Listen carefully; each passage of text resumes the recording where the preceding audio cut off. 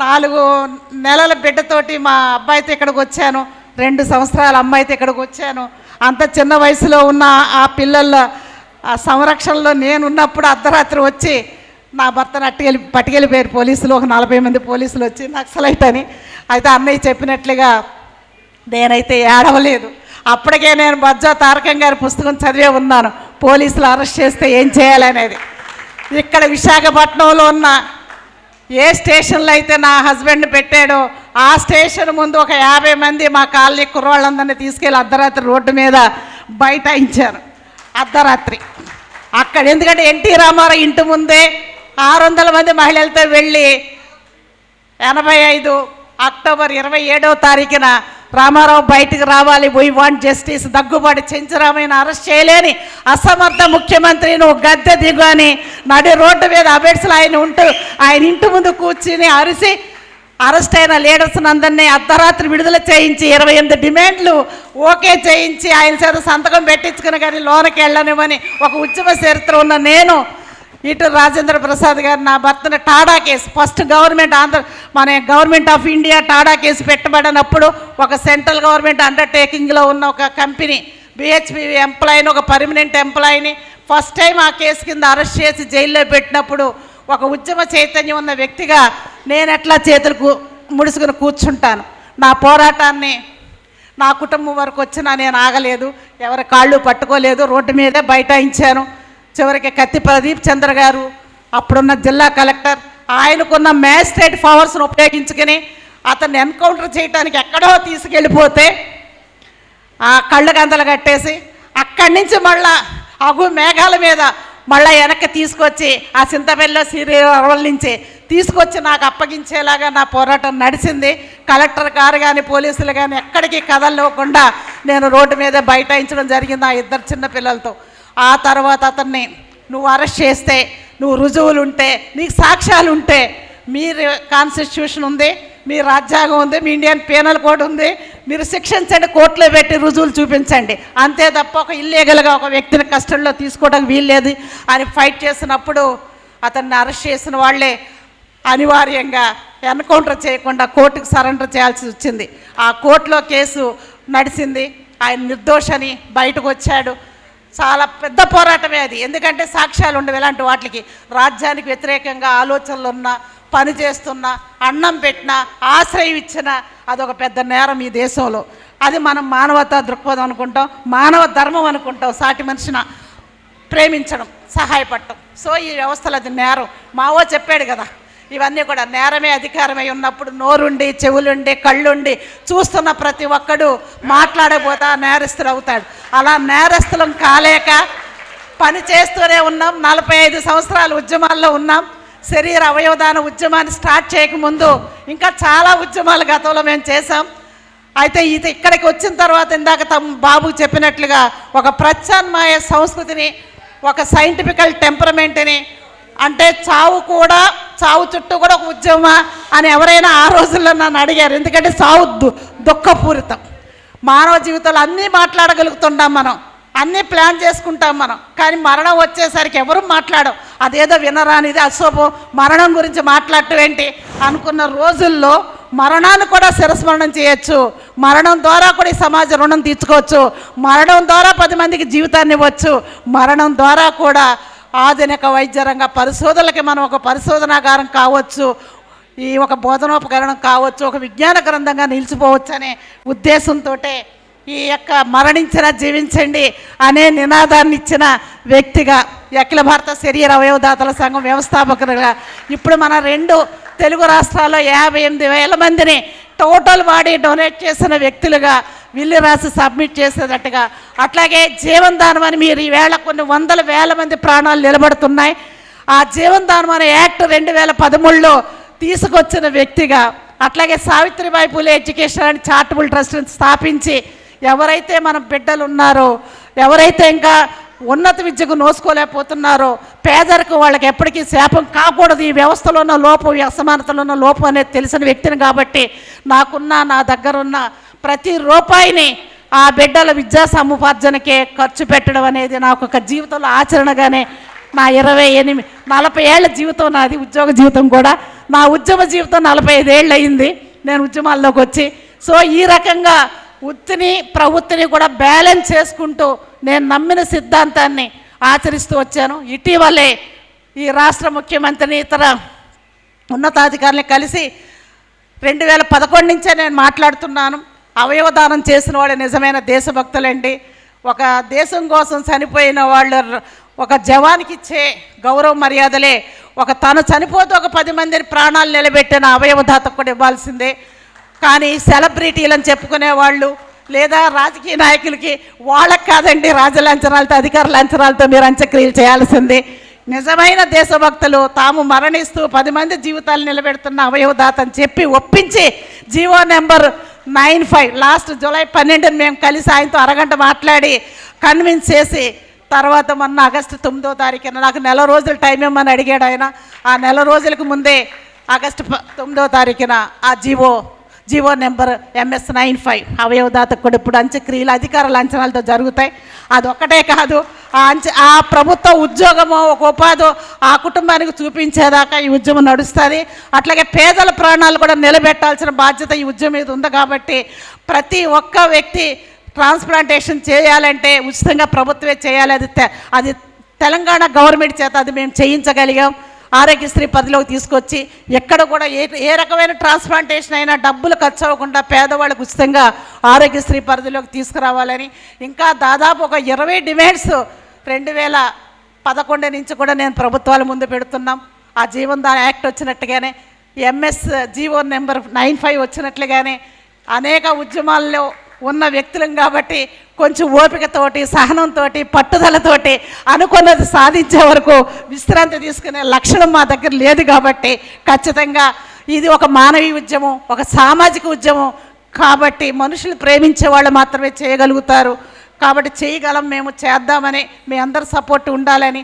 ఎవరైనా సరే అవయవదాతలుగా ముందు మనం, ఎందుకంటే మనకు మూఢనమ్మకాలు లేవు, మత విశ్వాసాలు లేవు, స్వర్గ నరకాలు లేవు. ఎవరు మనకి అంత్యక్రియలు చేయక్కర్లేదు, శ్రాద్ధ కర్మలు పెట్టక్కర్లేదు, పిండ ప్రదానాలు చేయక్కర్లేదు. హాయిగా మనం చనిపోయిన తర్వాత కూడా పాడి కట్టి ఊరేగుతూ మనం శ్మశానానికి వెళ్ళక్కర్లేదు, పల్లకీలో ఊరేగుతూ హాయిగా అనాటమీ డిపార్ట్మెంట్కి వెళదాం. అనుకోకుండా బ్రెయిన్ డెడ్ అయితే మన అవయవాలన్నీ ఇచ్చేద్దాం. బ్రెయిన్ డెడ్ అయినా నేచురల్ డెత్ అయినా కార్నియాని ఇచ్చేద్దాం. రక్తదాతలుగా దాదాపు ఆంధ్ర రాష్ట్రంలో కొన్ని వేల మంది యువకులు రక్తదాతలుగా మారేరు ఈ ఉద్యమం వల్ల. ఎందుకంటే 18 ఏళ్ళు దాటిన వాళ్ళందరినీ కూడా రక్తదాతలు కమ్మని నేను అనేక ఇన్స్టిట్యూషన్స్ అనేక యూనివర్సిటీల్లో నేను మాట్లాడుతూ వచ్చాను. 20 ఏళ్ళగా రక్తదానం చేయమని ఇచ్చిన పిలుపు మేరకు ఈవేళ 18,000 మంది రక్తదాతలుగా ఎన్రోల్ అయ్యారు ఈ మూమెంట్లో. రేపు 1000 మెగా క్యాంప్ని చోడవరం దగ్గర ఉన్న వడ్డాదిలో అక్టోబర్ 2న మా పిల్లలు లాంచ్ చేస్తున్నారు 1000 క్యాంప్ని. ఖచ్చితంగా దానికి మరి ఆయన అన్నాడు చూద్దాం, పవన్ కళ్యాణ్ గారు వచ్చి ఓపెన్ చేస్తానని ఫోన్లో మాట్లాడితే. ఎందుకంటే అనుకోకుండా మా శిష్యుడు మా దగ్గర చదువుకున్న అబ్బాయి ఆయనకు OSDగా వచ్చాడు. ధర్మవరం అనంతపురం ఆర్డీఓగా చేసిన వాడు, స్పెషల్ డిప్యూటీ కలెక్టర్గా పనిచేసిన మధుసూదన్ ఇప్పుడు ఆయన OSDగా ఉన్నాడు. ఆయన మా సంస్థ యొక్క దత్తపుత్రుడు కుర్రాడు. ఇట్లాంటి వాళ్ళు మంచి వాళ్ళు సేవ చేస్తున్న వాళ్ళు మా పిల్లలుగా ఉన్నారు. IITians ఉన్నారు, NITలో చదివిన వాళ్ళు ఉన్నారు. 8 మంది డాక్టర్లు చదువుతున్నారు ఇటు తెలంగాణలో, ఆంధ్రప్రదేశ్లో. అట్లాగే ఉత్తరప్రదేశ్ నుంచి, హర్యానా నుంచి నీట్ ద్వారా సీటు సంపాదించుకుని అగ్రికల్చర్ లేబర్ పిల్లలు మన స్టేట్లో విజయనగరం ప్రభుత్వ మెడికల్ కాలేజీలో సీట్లు సంపాదించుకున్న 4 బిడ్డలు కూడా మేము దత్తత తీసుకున్నాం. నాగర్ కర్నూలులో, మహబూబ్ నగర్లో ప్రభుత్వ కాలేజీలు చదువుతున్న పవన్ కుమార్, ఇలాంటి బిడ్డలందరినీ వాళ్ళు డాక్టర్ల ఇంజనీర్లు అని చూడడం, వాళ్ళు చదవడానికి కావాల్సిన ఆర్థిక సహకారం మేము అందిస్తాం. దానికి నిధులు మేము ప్రభుత్వాన్ని అడగం. అసలు బయటికి వెళ్ళి ఎవరి దగ్గరికి నిధులు అడగను. తమ్ముడికి ఆ బాబుకి బాగా తెలుసు, నా దగ్గర ఉన్న డబ్బులు ఇవ్వటం తెలుసు, కానీ ఎవరిని అడగటం తెలియదు. ఎందుకు అడగలేదంటే నేను నడిపిస్తున్న మూమెంటు చాలా డెలికేట్ ఉద్యమం, చాలా డెలికేట్. అవయవాలు దానం చేయమని అడుగుతున్నా, మీ శరీరాన్ని దానం చేయమని అడుగుతున్నా. అదే పెద్ద దానం అనుకుని సమాజం ఫీల్ అవుతున్నారు. చనిపోయిన తర్వాత మట్టి అయిపోయి లేదా పిడికడ బూడిదగా మిగిలిపోయే దేహాన్ని నేను అడుగుతుంటే అదే మహోపకారం, మహాదానం అనుకుంటున్న పరిస్థితుల్లోనే ఈ సమాజం ఉంది. ఇంకా నువ్వు డబ్బులు ఇయ్యి అని అడిగితే మేము అవయవాలు ఇచ్చేసాం కదా ఇంకా డబ్బు అడుగుతుంది ఏంటి అని ఎక్కడ నన్ను అపార్థం చేసుకుంటారో. ఈ ఉద్యమానికి లక్షలు ఖర్చు పెట్టాం నిజమే, కాకపోతే స్వచ్ఛందంగా ఈ ఉద్యమాన్ని ప్రేమించిన వాళ్ళు అవయవదాతలైన వాళ్ళు, శరీరదానం చేయడానికి ముందుకు వచ్చిన వాళ్ళు, నాతో కాంటాక్ట్ అయిన వాళ్ళు, నాతో మాట్లాడుతున్న వాళ్ళు, నా పనితీరును చూసిన వాళ్ళు, ప్రేమించిన వాళ్ళు, దాదాపు 40 మంది టీం ఇదే విశాఖపట్నంలో ట్రస్టీస్గా ఉండి సావిత్రిబాయి పూలే ట్రస్ట్ని నడిపిస్తున్నారు. 450 మంది పిల్లలు చదివిస్తున్నారు. అందరూ కూడా ఆడవాళ్ళేను. వాళ్ళకి పెద్దగా డబ్బు లేకపోవచ్చు, నాలాగా చిన్న ఉద్యోగాలు చేయొచ్చు, గృహిణులే కావచ్చు. కానీ వాళ్ళ దగ్గర ఉన్న ప్రతి రూపాయిని బంగారం కొనరు, ఖరీదైన చీరలు కొనరు, ఆడంబరాలకు వెళ్ళం, సినిమాలు చూడడం, విందు భోజనాలకు వెళ్ళం. బాబులాగానే ఎక్కడ హోటల్స్కి వెళ్ళి తినటం జరగదు. మేము వేస్టేజీ చెయ్యం, ప్రతి రూపాయిని పొదుపు చేస్తాం. ఒక బిడ్డకి ఫీజులు కట్టడానికి వాటిని వెచ్చిస్తాం. ఈవేళ అక్కడికి నేను వెళుతున్నాము, పిల్లలకి విద్యా ఉపకరణాలు ఇద్దాము అని నిన్ననే నేను నా ఫేస్బుక్లో లేదా నా వాట్సాప్ గ్రూపులో ఒక చిన్న మెసేజ్ పెట్టాను. ఎవరెవరో తెలియని వాళ్ళు ట్రస్ట్ అకౌంట్కి 1000, 1500 ఒక్క రోజులోనే 58,000 రూపాయలు నా అకౌంట్కి, అంటే ట్రస్ట్ అకౌంట్కి జమ చేశారు. నేను 3 రోజులు చూస్తాను. 1,50,000 రూపాయలు ఫండింగ్ వస్తుందనే నమ్మకం నాకుంది. నా ఫోన్కి 8008405006కి ఎవరైనా సరే ఫోన్పే, గూగుల్ పే చేయండి. 300 రూపాయలు ఒక విద్యార్థికి అవుతుంది. ఇందాక నేను చెప్పిన కిట్ ఉంది కదండి, ప్రభుత్వ పాఠశాలలో చదువుతున్న బిడ్డలు ఐడెంటిఫై చేసి ఆ 500 కుటుంబాలకి ఈ కిట్ పట్టుకెళ్ళి ఆ బిడ్డలకి ఇచ్చి వాళ్ళు మళ్ళీ చదువులు కొనసాగటానికి మా వాలంటీర్స్ ప్రయత్నం చేస్తున్నారు. ఖచ్చితంగా నిధుల కొరత అయితే రాలేదు తమ్ముడు ఇప్పటివరకు. అంటే నాకున్న నమ్మకం, కాన్ఫిడెన్స్ తనలాగానే నాకు కూడా. మనం చేసే పని మంచిదైనప్పుడు ప్రజలే ఆదరిస్తారు, ప్రజలే ఉద్యమాలు నడిపిస్తారు, ప్రజలే మనల్ని బతికించుకుంటారు. సో నేను త్రికరణ శుద్ధిగా నమ్ముతాను. చిన్నప్పటి నుంచి ఆకలితో ఉన్నాం, మేము పస్తులు పడ్డాం, టికెట్ కొనడానికి డబ్బులు లేవు. నిజం చెప్పాలంటే వ్యవసాయ కూలీగా నేను కూడా పనిచేశాను. ఉద్యమాల్లో తిరిగి పనిచేస్తూ ఆత్మగౌరవంతో బతకడానికే ప్రయత్నం చేశాం తప్ప ఎప్పుడూ ఒకళ్ళ దగ్గరికి వెళ్ళి దేహాన్ని అడగలేదు. కానీ ఉద్యమాలు చేశామంటే ఒకనొక టైంలో రైల్లో వెళుతూ కూడా ఇలా మేము పాటలు పాడుకుంటూ ఒక జోలి పట్టుకుని వెళితే తోటి ప్రయాణికులు కూడా మాకు జోలిలో డబ్బులు వేసిన సందర్భాలు ఉన్నాయి.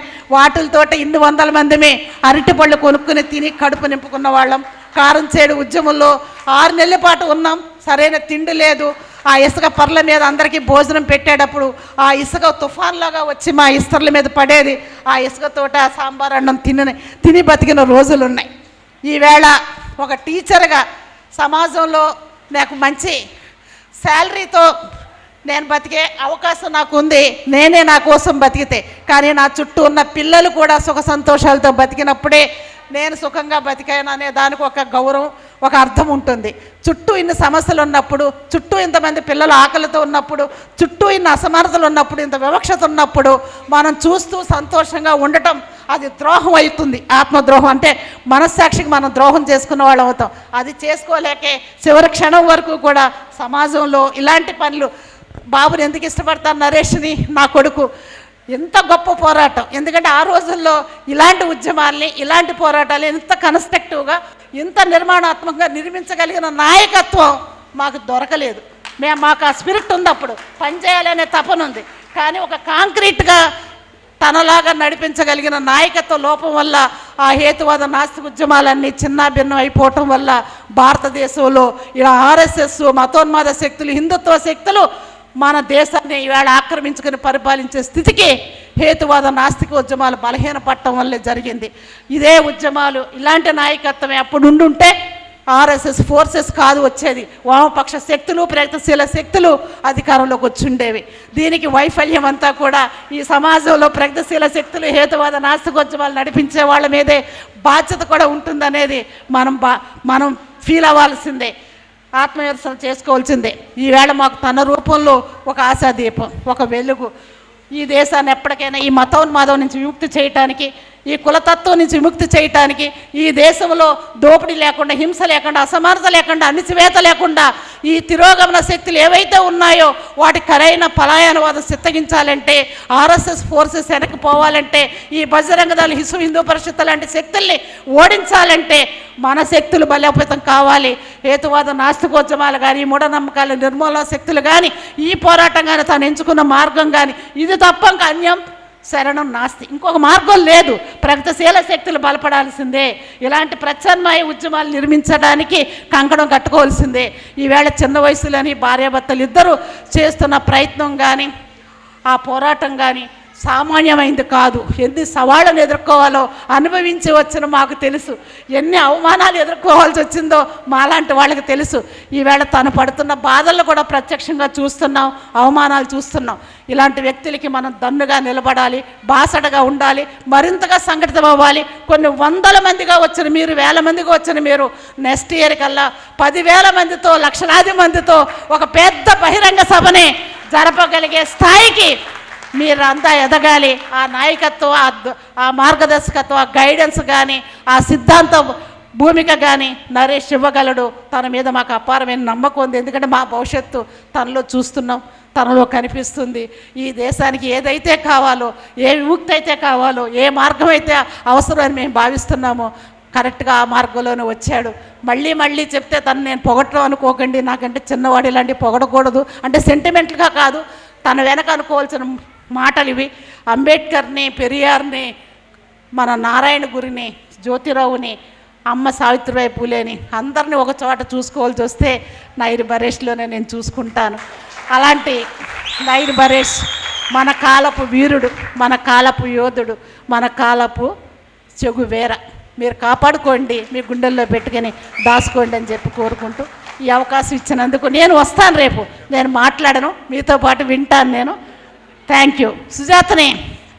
సుజాత గురించి నేను చెప్పలేదని మా అన్నయ్య నాకు హింట్ ఇస్తున్నాడు. నిజమే, ఇప్పటి వరకు చరిత్రలో ఒక చిన్న, అది ఏమంటారు దాన్ని, ఒక మగవాడి విజయం అనక ఒక స్త్రీ ఉంటుందని.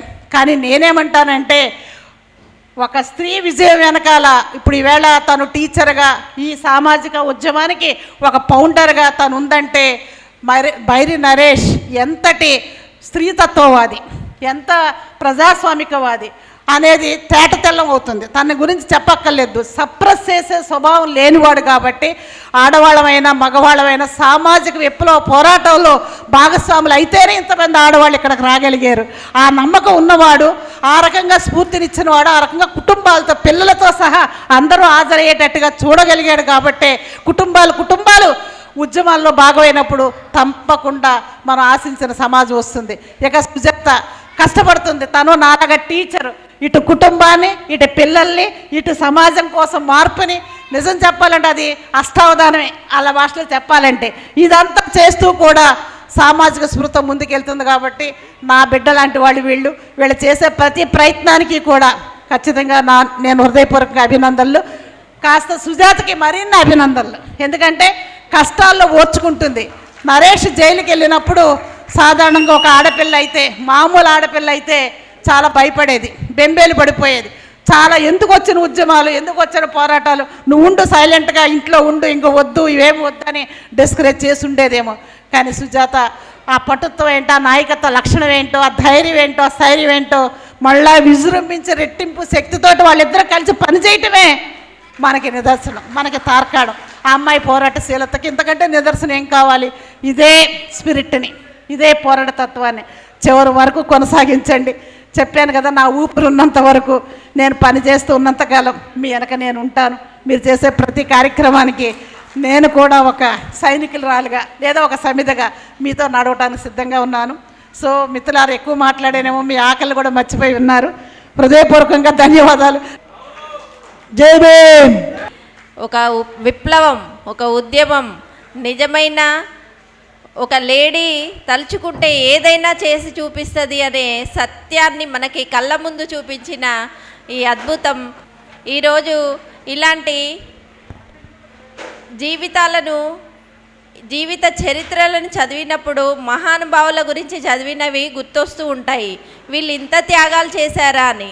కానీ లైవ్గా ఇలా వింటూ ఉంటే మేము వీళ్ళతో కలిసి మా జీవితం ఉన్నందుకు మేము ధన్యులం అనుకుంటున్నాం. ఎందుకంటే వీళ్ళ కాలంలో మేము కూడా వీళ్ళతో నడిచాము అని చెప్పుకోవడానికే చాలా సంతోషంగా మేము ఫీల్ అవుతున్నామమ్మా. చాలా థ్యాంక్ యూ.